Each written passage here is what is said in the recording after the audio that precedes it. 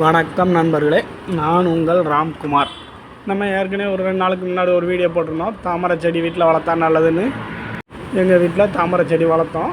அதில் கொசு முட்டை வந்துருச்சு. அந்த கொசு முட்டையை அழிக்கிறதுக்கு ஏதாவது உபாயம் உண்டான்னு கேட்டிருந்தோம். சிலர் மீன் வளர்க்க சொல்லியிருந்தாங்க. மீன் வளர்க்குறது நல்ல ஐடியா தான், ஆனால் அதற்கு உணவு நிறையா போடணும். அதோட கழிவுகளை அப்புறப்படுத்தணும். இது ரெண்டும் வேலைப்பாடுகள் கொஞ்சம் அதிகம். என்னடா பண்ணலாம் அப்படின்னு யோசிக்கும்போது ஒருத்தவங்க சொன்னாங்க, குளத்து மீன் போட்டுரு, அது அந்தளவுக்கு மெயின்டெனன்ஸ் இருக்காது அப்படின்னாங்க. சரின்னு சொல்லிட்டு நம்ம வீட்டுக்கு பக்கத்தில் ஒரு குட்டையில் இருந்து நெல்மணி அளவுக்கு ரொம்ப சின்னதாக ஒரு 6-7 மீனை பிடிச்சி குளத்து மீனை போட்டாச்சு. அது இதில் வர்ற பாசியையும் சாப்பிட்டுக்கிடுது. கொசு முட்டையும் ஒரு மணி நேரத்துலேயே காலி பண்ணிடுச்சு.